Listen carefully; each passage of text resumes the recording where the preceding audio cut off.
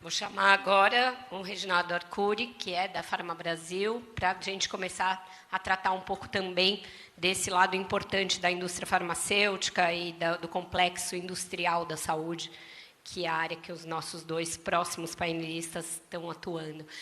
O senhor tem alertado para a necessidade do Brasil desenvolver o seu complexo industrial de saúde, e a gente viu isso de maneira inequívoca e muito sofrida na pandemia, o quanto o fato da gente não produzir insumos, não produzir medicamentos em larga escala nos afetou num primeiro momento.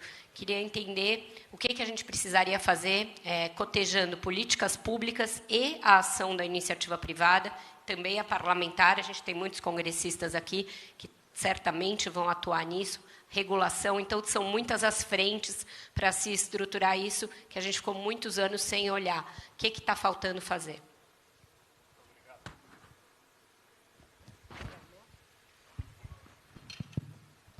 Muito obrigado, Vera. Agradecer também ao Grupo Esfera, doutor João, doutora Camila, o privilégio do convite. Cumprimentar a ministra, o professor Lotenberg, o Carlos.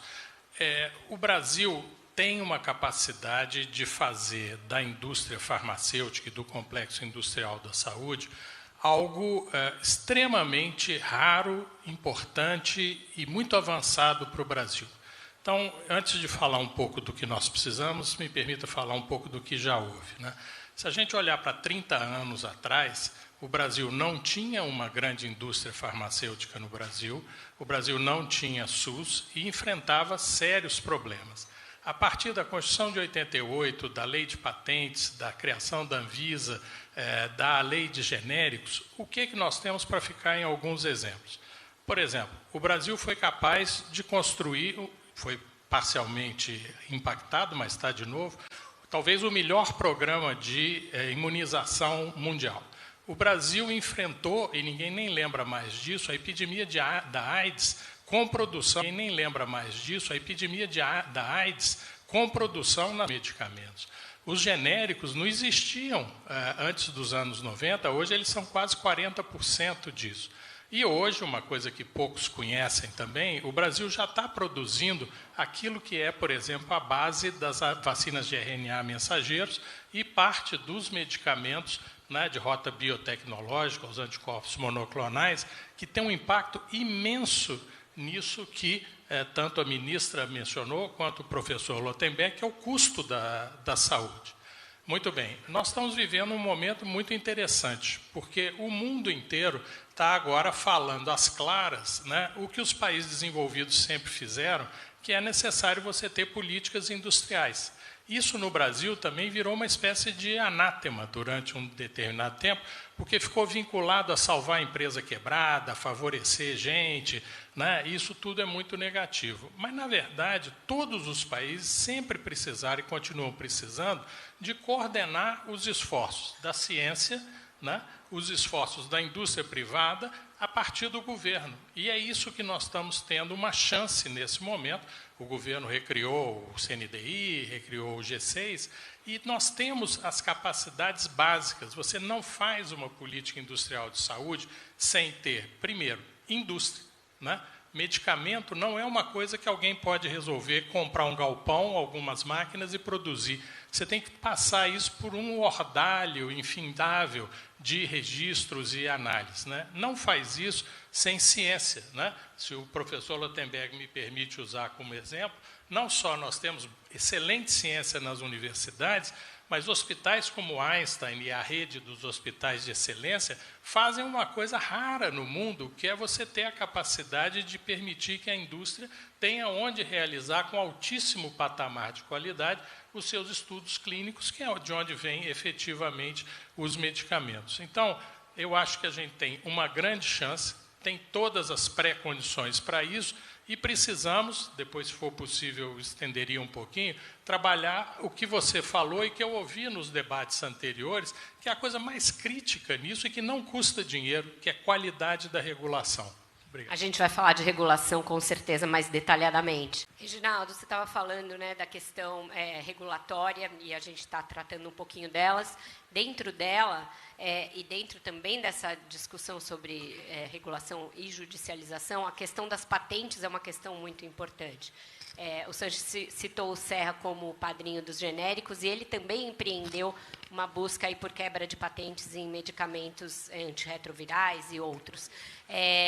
Como que está esse momento do Brasil nessa discussão sobre patentes, como se dão esses lobbies e essas discussões, e o que a gente precisaria ter da parte do governo, do Congresso e do regulador para evitar que isso vire algo contra o consumidor, contra o cidadão. Obrigado. Eu vou pedir licença aqui à ministra. Em Minas Gerais, a gente aprende que o padre não pode falar da missa na presença dos cardeais. Então, eu vou ter que me arriscar aqui a falar um pouquinho do que são as patentes, e a ministra vai me perdoar aqui os escorregões jurídicos. Mas, para começar do início, né, patente não é propriedade de ninguém. Patente é um privilégio temporário, né, que o Estado concede para estimular o inventor, por uma parte. Por outra parte, para fazer com que esse conhecimento que foi desenvolvido, que é inovador, ele possa, depois de um prazo certo, ser dividido com a sociedade para que você possa, por um lado, ampliar a capacidade de produção daquilo pela sociedade. Um dos impactos é exatamente você reduzir o preço, e o outro é você poder continuar desenvolvendo, né, aquele produto ou derivados daquele produto. No caso de medicamentos, isso é absolutamente crítico, porque a questão de acesso e de desenvolvimento científico está nitidamente ligada a isso. Vou chegando no caso do Brasil para encurtar a questão. Havia um parágrafo único do artigo 40 da Lei de Propriedade Industrial, que era um mecanismo que permitia que, em função de eventuais atrasos do INPI, a patente fosse estendida. A indústria farmacêutica se insurgiu contra isso desde sempre, e a partir de 2013 no Supremo Tribunal Federal. Em 2021, o Supremo disse, não, isso é inconstitucional. A Constituição diz que o privilégio é por tempo determinado. Né? Muito bem, foi resolvido. O que acontece hoje? Aqueles que perderam não o direito à patente, que continua, e as empresas do Grupo Pharma Brasil, a MS é uma das fundadoras, defendem as patentes. O que acontece? Quem tinha mais de 20 anos, houve, na decisão do ministro Toffoli, né, a decisão de que, bom, daqui dos 20 anos para frente não existe mais. E aí há um mecanismo muito complicado, eu me arrisco a dizer muito perigoso no Brasil, que os que tiveram esse direito ajustado, eles não perderam nada, porque se a coisa era inconstitucional, ninguém perdeu nada.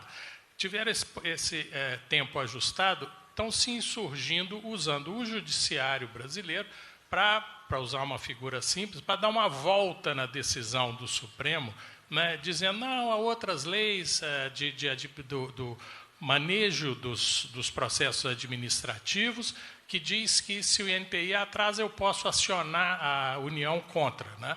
E, além disso, dizem, olha, há uma legislação norte-americana que é um mecanismo de fazer um outro tipo de extensão de patentes. A única coisa que isso faz é gerar insegurança jurídica, porque, no fim, o que vai prevalecer, como o Judiciário tem feito, é a decisão do Supremo.